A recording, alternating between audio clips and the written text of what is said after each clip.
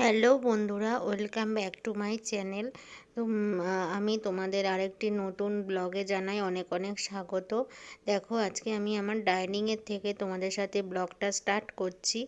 আজকে হচ্ছে শুক্রবার। আজকে আমি ডাইনিং প্লেসের থেকে আমি তোমাদের সাথে ব্লগটা স্টার্ট করলাম।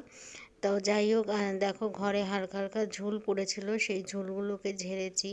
ঝেড়ে ডাইনিংয়ের এই জায়গাটা অগোছালো হয়ে রয়েছে, অপরিষ্কার হয়ে রয়েছে, সেই জন্য এই জায়গাটা পরিষ্কার করব আর গোছাবো।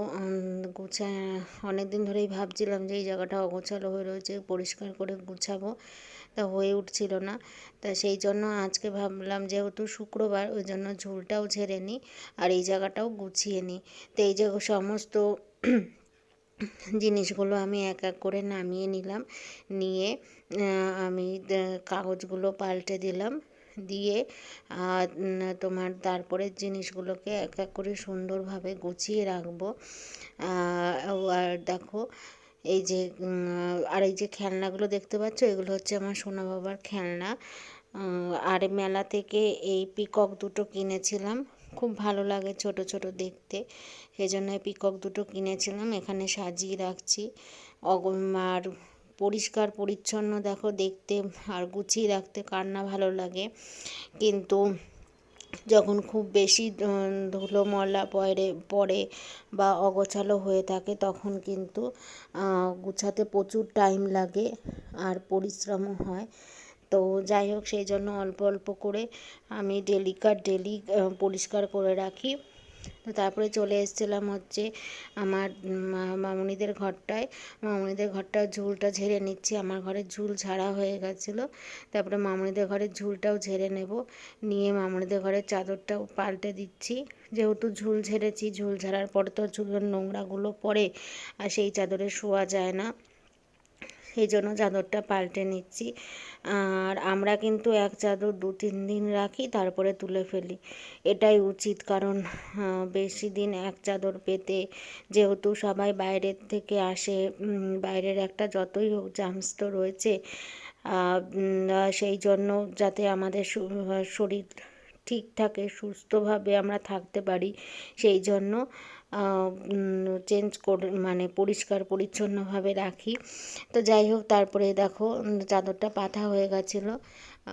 পাতার পরে এই যে মামুনির ঘরের শোকেসটাও অগোছালো অপরিষ্কার হয়ে রয়েছে, আর এই কাপড়গুলো ভাবছিলাম চেঞ্জ করব, তা সেই জন্য ঝুলটা ঝেড়েছি যখন, এই জন্য আজকেই সমস্ত কিছু চেঞ্জ করে দিলাম।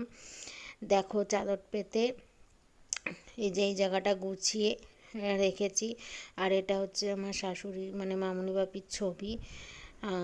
এই যে কেমন লাগছে অবশ্যই তো বন্ধুরা তোমরা কমেন্ট করে জানাবে। এই শোকেসের ভিতরটাও কাগজগুলো পাল্টে নিয়েছিলাম। তারপরে চলে এসেছিলাম আমার ঘরে, আমাদের রুমটার দেখো বিছানা, আমার ঘরের চাদরটাও আমি ভিজিয়েছি কাচবো বলে। আর আমার চ্যানেলে নতুন বন্ধু হয়ে থাকলে চ্যানেলটিকে সাবস্ক্রাইব করার অনুরোধ রইল, এবং পাশের বেল আইকনটিকে অবশ্যই ক্লিক করে দিও যাতে সবার আগে নোটিফিকেশন তোমাদের কাছে পৌঁছায়। তো যাই হোক বন্ধুরা, এই যে চাদরটা পেতে নিচ্ছি, আর এটা আমার ভাইফোঁটাতে আমার একটা দাদা গিফট করেছে চাদরটা। তো যাই হোক, চাদরটা পেতে নিলাম, পেতে নিয়ে তারপরে বালিশের কভারগুলো লাগিয়ে নেব। এই যে বালিশগুলো রোদে রেখেছিলাম, সেইখান থেকে কভারগুলো লাগিয়ে তোমার আবার রোদে দিয়ে দেবো। কারণ শীতের দিনে বা বিশেষ করে আমি শীত গরম বর্ষা 12 মাসই রোদে দিই, কিন্তু বিশেষ করে শীতের দিনে যত গরম থাকবে বিছানাপাটি তত ভালো লাগবে আর কি, দেখতেও ভালো লাগে এবং শুতেও ভালো লাগে। তা যাই হোক বন্ধুরা, আর আমি ঘরটার জিনিসপত্র মানে ফুল টুল ওইগুলো খুব নোংরা পড়েছিল, সেগুলোকেও ধুয়ে দিয়েছি। আর একটুখানি ঘর মানে এখানকার জিনিস ওখানে একটুখানি গুছিয়ে নিলাম, কারণ ঘরটাকে একটু অন্যরকমভাবে গুছাতে কার না ভালো লাগে বলো।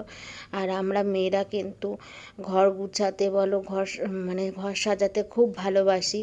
তা সেই জন্য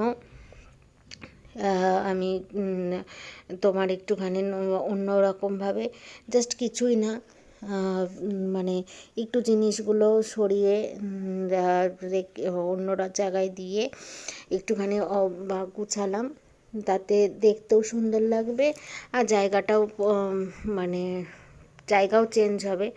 যাই হোক বন্ধুরা, তারপরে এই যে হ্যাঙ্কিংটা পরে ছেড়ে নিলাম। আর এই যে একতারাটা দেখতে পাচ্ছ, এটা আমি বিয়ের পরে যখন শ্রীরামপুরে রথে গেছিলাম সেইখান থেকে কিনেছিলাম, ভালো লাগছিল দেখতে। তারপরে এই যে আর্টিফিশিয়ালের এই গাছটা দিতে নিয়েছিলাম, কিন্তু হচ্ছিল না, কারণ হ্যাঙ্কিংটা তো হালকা আর এইটা ভারী হয়ে যাচ্ছিলো, ওই জন্য বারবার উল্টে যাচ্ছিলো। তা সেই জন্য ফ্লাওয়ার ভাসটা দিয়েই আমি রাখলাম। তারপরে এই যে ক্যাবিনেটের ওপরটা ঝেড়ে নিচ্ছি, নিয়ে তো ফুলদানিগুলো চেঞ্জ করে দিলাম। ওগুলো ছিল চীনামাটির ফুলদানি, চীনামাটির ফুলদানিগুলো রাখলাম না, ওই প্লাস্টিকের ফুলদানিগুলো রাখলাম। রেখে ফুলগুলো যে ধুয়েছিলাম সেগুলো শুকিয়ে গেছে, সেইগুলো নিয়ে এসে দিয়ে দিলাম। তারপরে এই যে স্নানে যাব সেই জন্য নাইটিটা রেডি করে রাখলাম। তা যাই হোক, দেখো বন্ধুরা, এই যে আমার ডাইনিংটা গুছিয়েছি এইভাবে আর সাজিয়েছি এই রকমভাবে। এই যে পাতাটাকেও ধুয়ে দিয়েছিলাম আর ফুলদানিগুলো এই যে পিতম্বর পাউডার দিয়ে মুছেছিলাম। তা আজকে কেমন লাগলো ব্লগটা অবশ্যই কমেন্টে জানিও। আর আমার চ্যানেলে নতুন বন্ধু হয়ে থাকলে চ্যানেলটিকে সাবস্ক্রাইব করার অনুরোধ রইল। এভাবে আমার পাশে থেকো, আমি যাতে এগিয়ে যেতে পারি, আমাকে সাপোর্ট করো। সবাই ভালো থেকো, সাবধানে থেকো। দেখা হবে আবার নেক্সট কোনো ব্লগে। আর এই যে আমার রুমটা কেমন লাগছে অবশ্যই তোমরা কমেন্টে জানিও। তো সবাই সাবধানে থেকো।